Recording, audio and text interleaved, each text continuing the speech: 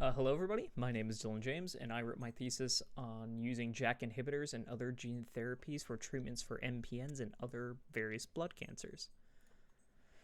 So first start out, what are myeloproliferative neoplasms, or MPNs for short? They are all blood cancers that involve around overproduction of blood cells and or platelets within the bone marrow itself.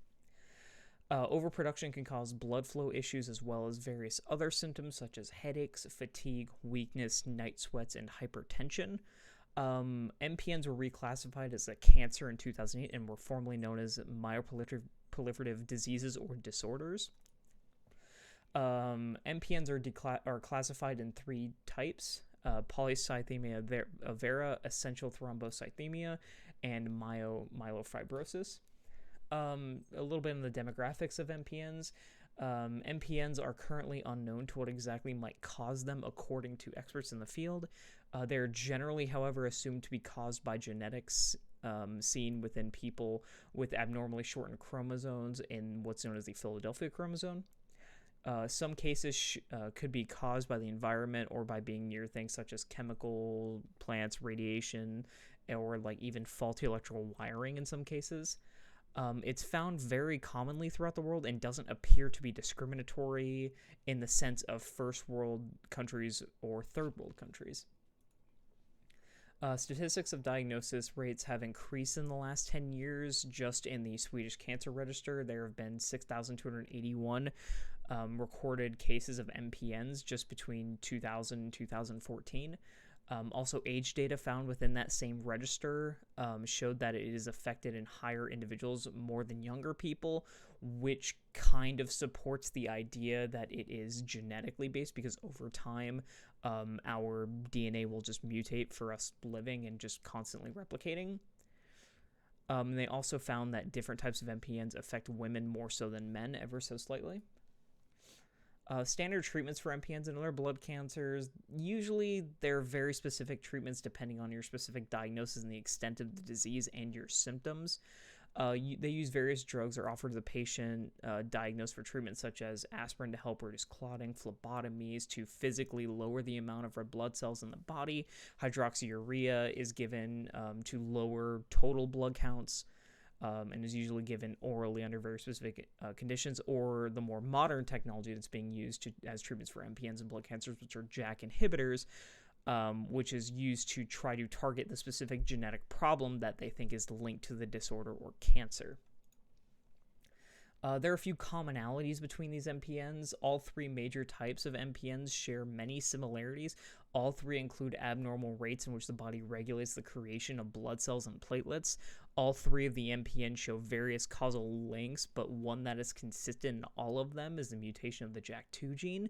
The JAK2 gene is a gene that creates a protein that promotes growth and proliferation of cells through the signaling pathway called the JAK-STAT pathway. Discovering the genetics of polycythemia vera, in an article written titled Polycythemia Vera, Molecular Genetics, Diagnostics, and Therapeutics. Most cases of PV are linked by very specific gene mutations. PV discovered to be linked to at least 3 distinct mutations on that JAK2 inhibitor mentioned earlier. This knowledge allows the geneticist and oncologist alike to be able to discover new origins for diseases, as well as how it naturally progresses throughout a person's lifetime. And this information is critical for developing new gene-based therapies for dealing with PV as well as MPNs and normal blood cancers alike. Stem cell heterogeneity in MPNs. Experts agree that the key to finding new treatments and all possible cures to MPNs and blood cancers is knowing the pathogenesis of the disorder, or where this disorder begins and how it starts. In the article titled Hematopoietic stem cell heterogeneity is linked to the initiation and therapeutic response of myeloproliferative neoplasms, published February 21st in 2020, so fairly recently, was that a discovery was made among multiple MPNs that harbored the same hematopoietic stem cells and had very specific phenotypes among those hematopoietic stem cells. This opens a door for what they call designer medicine. So if we can reverse engineer the cells to link it to which mutation causes the malignancy, it would be possible to just cure it outright. So according to the paper, what makes this possible is because all heterogenetic stem cells express unique phenotypes, meaning it makes them ideal models to analyze pathological consequences of those phenotypes. A study was done among untreated patients with the gene JAK2 V617F mutation. The study showed that after being treated with the MK primed HSCs, or hematopoietic stem cells, patients with a mutant homozygous HSCs re-entered quiescence, meaning that the cancer persisted. Patients, however, with a mutant heterozygous stem cells underwent autopsis, meaning that they just destructed themselves. The study shows that if we can force mutations onto malignant cells in such a way that we want, we can treat the disease and possibly have it cure itself outright. Another thing is the PPM1D mutations in hematological cancers. This was another paper written about a different mutation on the PPM1 gene. So discoveries made looking at while making autopsies done on patients with MPNs and hematological cancers, PPM1D gene codes proteins during high stress environments as well as suppressing tumors. So that gene just basically, in high stress environments, will help with suppressing tumors. An article written by Dr. G. Hermide talks about links between mutations on the PPM1D gene and various other MPNs. Studies have shown mutations on the PPM1D gene tend to occur in people suffering from hematopasias as well as leukemia. PPM1D mutations manifest as what's known as a nonsense or a frame shift mutation. These mutations cause the gene to lose functionality or cease to function entirely, leading to no secretion of the tumor suppressant protein that it is coded to create. Possible treatments for the PPM1D mutation caused cancers can be the new technologies such as CRISPR or JAK2 inhibitors, as mentioned previously, in an attempt to aid the malfunctioning gene in such a way to either get it to start secreting that hormone again, or in some cases to have it stop doing it if it's constantly turned on.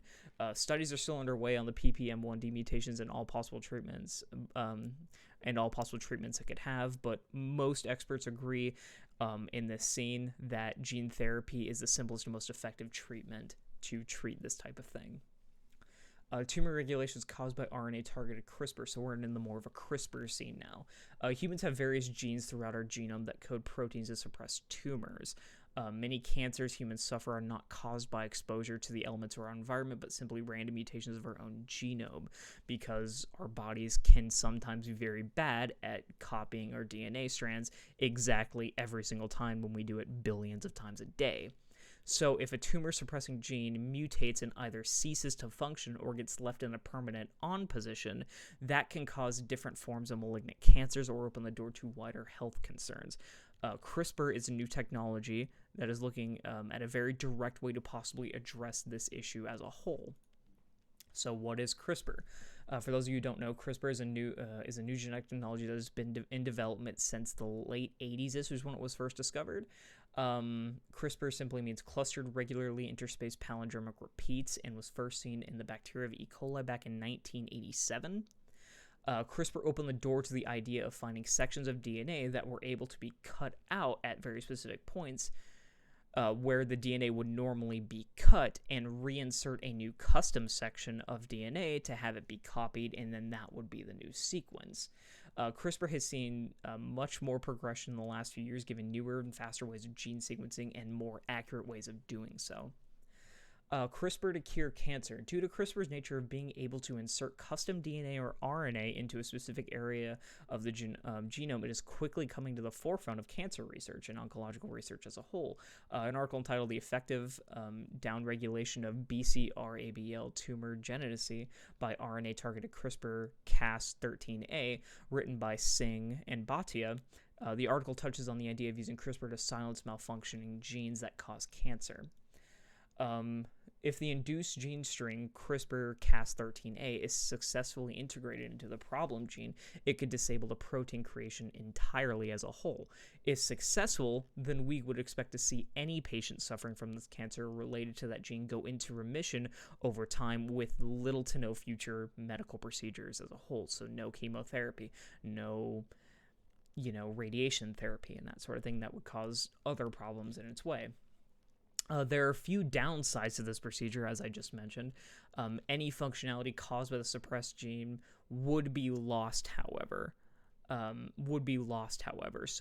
for example, if the gene is constantly secreting a tumor suppressant that we don't want it secreting, we could use CRISPR to permanently shut that gene off. However, you do lose function of that gene entirely, so you could possibly need to be on some other supplement to regain function if that function was vital to your survival or your body to function normally. And it would not work if the gene you were trying to suppress is regulated by more than one gene, because in order for this procedure to work, we would need to know the exact pathogenesis and what genes are caused by it. So for right now, the idea is only on single genes, essentially.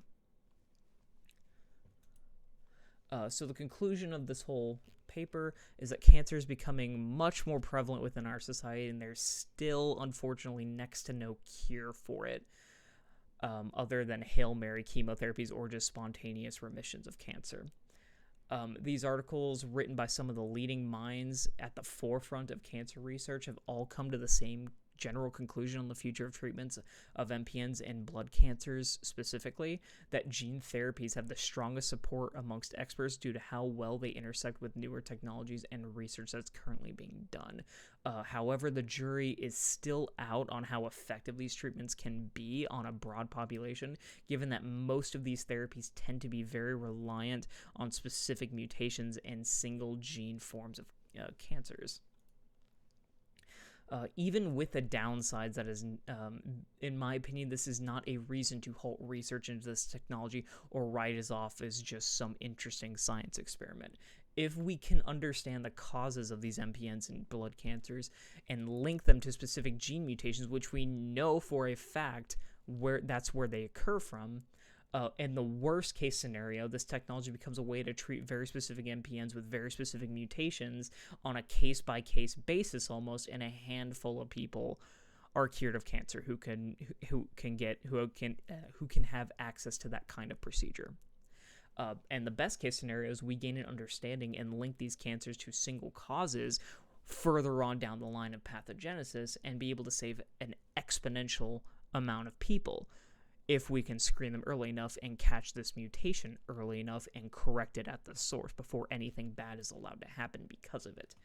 Either way, in my humble opinion, there's no reason not to delve deeper into this gene therapy and see where this road can take us. Any questions? I would be happy to answer if I could. And thank you so much for letting me present. My name is Dylan James, and I hope you have a nice day.